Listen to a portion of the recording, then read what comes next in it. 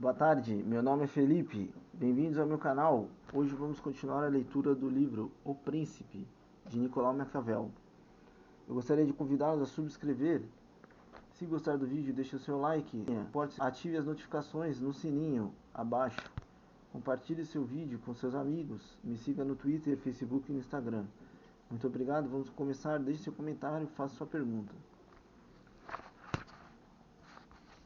Ninguém acusará Bauerk de não ser sincero ao refutar o Capital, ao revelar a contradição entre o primeiro e o terceiro livro de O Capital, entre a teoria do valor e o do lucro.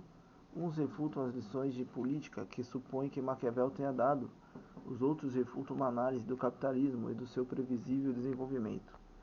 No mais às vezes, Maquiavel conheceu o destino póstumo de um autor maldito, quando Rousseau reabilita Maquiavel. Esforça-se por arrancá-lo do maquiavelismo, por desculpá-lo da acusação de maquiavelismo. Maquiavel não escapa à condenação moral, a não ser sob a condição de ter querido dizer o contrário do que aparece dizer abertamente, pelo menos em O Príncipe. Assim Rousseau diz: o contrato social, admito que se fosse possível imaginar os súditos sempre perfeitamente submetidos, então o interesse do príncipe seria que o povo fosse poderoso, de modo que esse poder, sendo seu, o tornasse temível aos seus próximos. Mas já que interesse é apenas secundário e subordinado, e já que as duas hipóteses são incompatíveis, é natural que os príncipes sempre deem preferência ao sistema que lhes é imediatamente mais útil. Samuel o provou eficientemente aos hebreus. Maquiavel demonstrou claramente.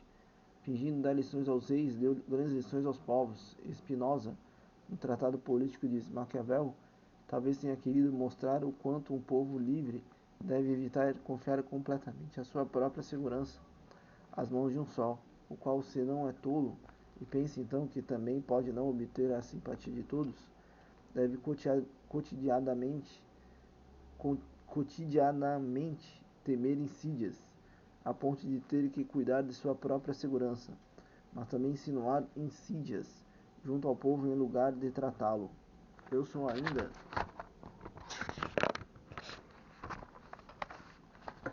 mais levado a esta convicção com relação ao nosso prudentíssimo homem, pelo fato de que ele foi evidentemente um partidário da liberdade, e também deu conselhos muito salutares para defendê-la.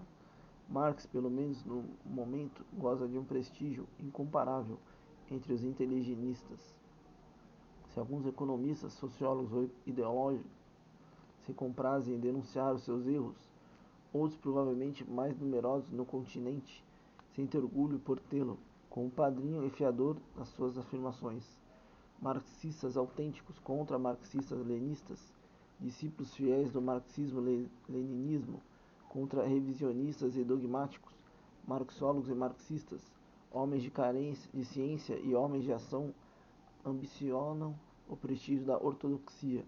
As disputas entre os descendentes de Marx não se parecem com as disputas entre os descendentes de Maquiavel. Ninguém quer dizer-se maquiavélico. Há uns que confessam maquiavelianos, muitos se proclamam marxistas. Por que essa antítese? Apesar da semelhança de descendentes diversos em eterna disputa, Maquiavel e Marx permanecem equívocos e misteriosos, mas por motivos totalmente diferentes. Rousseau e Spinoza, que querem reabilitar Maquiavel fazendo dele um mestre do republicanismo, um defensor da liberdade, não se enganaram completamente, mas simplificam e fazem a caricatura de um pensamento mais rico e sutil. Maquiavel, afastado do poder,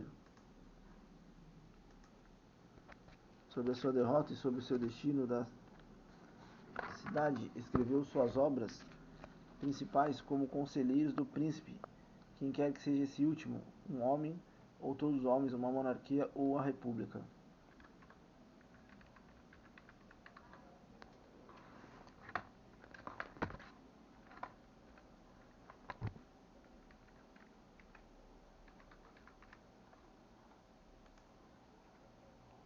Os eruditos discutem sobre os sentimentos que ele teve nos diferentes momentos da vida por Cesare Borgia, mas ele teria podido e pôde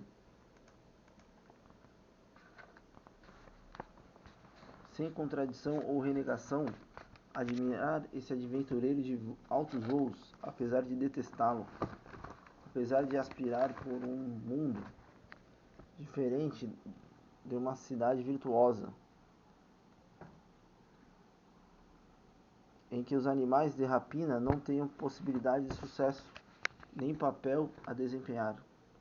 Maquiavel, pensador político, disse e repetiu com absoluta franqueza que era preciso ver a realidade tal como era, não como se deseja que fosse.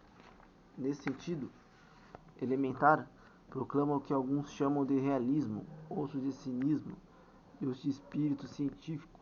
Em certas épocas e sem certas circunstâncias, o espírito científico, quando comporta ou exibe o emprego dos meios necessários à obtenção de determinados objetivos, desemboca em certo cinismo. A racionalidade na escolha dos meios, deduzida na observação sem preconceitos dos nexos causais, não garante a moralidade dos meios nem dos fins. Principalmente nos períodos de desordem, a experiência sugere antes a imoralidade inevitável da ação, resultado do estudo amoral da realidade histórico-política. O mistério que de Maquiavel, as intenções, o estado de espírito a cada momento, só existe para além dessa problemática elementar e fundamental, a que se deve o mistério ou pretenso mistério de Marx. Em princípio, somos propensos a dar mais respostas. Marx escreveu muito e o seu itinerário filosófico vai dos textos de juventude, em particular dos manuscritos econômicos filosóficos de 1844. O Capital e para além do Capital, um antidúvio, obra de F. Engels, para a qual se ele escreveu um capítulo. Depois, há que se considerar a relação entre as obras de juventude e as obras